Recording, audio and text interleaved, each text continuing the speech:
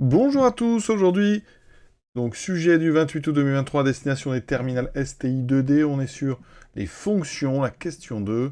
On redémarre tout de suite avec l'expression ici d'f, donc f de x égale 10x moins 4 fois exponentielle moins x. On vous donne la courbe de f, qu'on nomme CF. On vous donne une droite T1, qui est la tangente à la courbe au point A d'abscisse 1. Et on vous donne l'expression la dérivée de f. Donc 3 questions, c'est assez rapide. L'ordonnée de, alors, A, on sait deux choses. Il appartient à la courbe de f, d'accord. Et ensuite, son abscisse, je vais appeler ça xa, c'est 1. Comme il est sur la courbe de f, son ordonnée, que je vais appeler yk, ça sera l'image de 1 par la fonction f, c'est-à-dire f de xa, donc f de 1. Il s'agit donc de remplacer dans l'expression de f, x par 1, ce qui me donne donc 10 fois 1, donc 10, moins 4, exponentielle, moins 1. 10 moins 4, ça fait 6. On obtient donc 6 exponentielle moins 1, d'accord. Et 6 exponentielle moins 1, il faut savoir qu'exponentielle moins 1, c'est 1 sur exponentielle, c'est donc 1 sur e. Ça donne 6 sur 1. Vous n'êtes pas obligé, on peut laisser 6 exponentielle moins 1. Mais je rappelle qu'exponentielle moins x, c'est 1 sur exponentielle x. Donc si je l'applique pour x égale 1, ça fait exponentielle moins 1 égale 1 sur exponentielle 1. Et vous devez absolument savoir qu'exponentielle 1, c'est le nombre e. Donc 6 sur e. À la calculatrice, 6 sur e, ça fait 2,2 à peu près. On voit bien que sur le dessin, ça correspond tout à fait. Deuxième question, calcul f'. Alors on a l'expression de f'. Donc vous remplacez tout simplement x par 1, ça fait moins 10 plus 14. C'est la même question qu'on vient de faire, mais avec f'. J'obtiens ceci. Moins 10 plus 14, ça fait 4. 4 exponentielle moins 1, je l'ai dit, ça fait 4 sur e. Rapidement, pour trouver f', comme on aurait pu faire, on vous le donne, mais ça se redémontre très bien, parce que ici, f, c'est un produit, d'accord. Donc je vais utiliser la formule de dérivation d'un produit que vous devez connaître.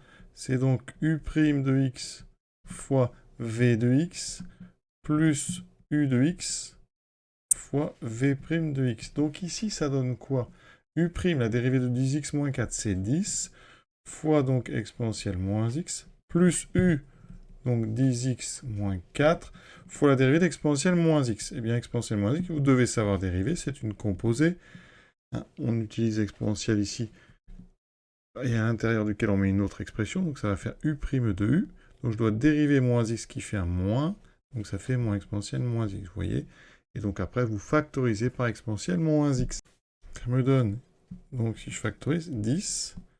Là, il y a un moins, attention. Ça fait donc 10x moins 4 multiplié par moins 1 fois exponentielle moins x. Donc on va développer ici les parenthèses. Et on sait qu'on doit retomber sur moins 10x plus 14. Donc ici, donc 10, moins 1 fois moins 10x, donc ça fait moins 10x, pardon, moins 4 fois moins 1 plus 4. Et là, vous voyez bien que 10 plus 4, ça fait 14. Donc je retrouve bien moins 10x plus 14. Voilà, on aurait pu vous le demander. Alors, c'est pas évidemment nécessaire de le faire, puisqu'on vous donne exprime. Vous devez prendre, et comme ça gagne du temps. Il faut savoir que le nombre dérivé, ça correspond à un coefficient directeur de tangente, une pente. Donc ici, f' de 1, c'est le coefficient directeur, la pente de la tangente au point d'abscisse 1, c'est-à-dire le point A. Donc c'est le coefficient directeur de T1. Je trouve 1,47. Alors sur le dessin, comment on pourrait avoir une idée? Eh bien, on se place quelque part sur droite, donc je me place au point A. J'avance d'une unité vers la droite.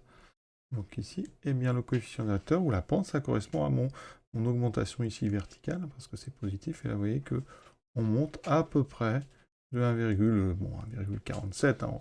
Là, on aurait dit 1,5. Hein. Et donc ça, c'est justement comme ça qu'on peut estimer graphiquement des pentes, des coefficients directeurs. On avance d'une unité, on regarde de combien on monte ou de combien on descend. Ici, on monte, vous voyez, d'à peu près 1,5. Donc c'est tout à fait normal que notre pente soit 1,47, etc. Question C. On vous dit que la courbe représentative suggère l'existence d'un maximum sur l'intervalle 1,2. Quelle est la valeur exacte de ce maximum? Alors, on va démontrer des choses. Hein. F', c'est la dérivée. Vous savez que le signe f' donne les variations de f, donc il faut étudier le signe.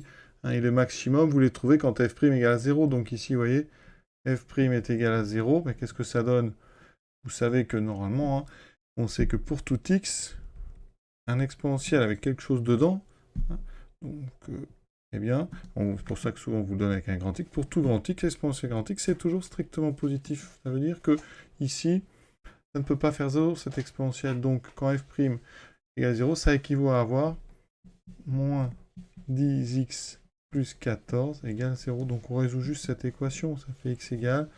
Donc, on enlève 14 des deux côtés, moins 14. Ensuite, on divise par moins 10, ce qui fait 14 sur 10, ce qui fait 1,4. On aurait pu aussi vous demander de faire le tableau de variation. Donc, il faut donner le signe de f'. Donc, on a vu que ça s'annule en 1,4. Moins 10x plus 14, ici vous avez une pente négative. Donc, le signe c'est plus 0 moins, du signe de A après le 0. Donc, f de x en fonction de x, c'est croissant.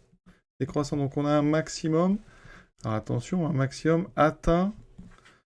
Donc, atteint pour x égale 1,4, mais ça n'est pas le maximum. Il faut aller maintenant calculer le max, donc le maximum, c'est l'image de 1,4. Donc je vais remplacer dans l'expression f, surtout pas f', x par 1,4. Ça me fait 10 fois 1,4 moins 4 exponentielle de moins 1,4.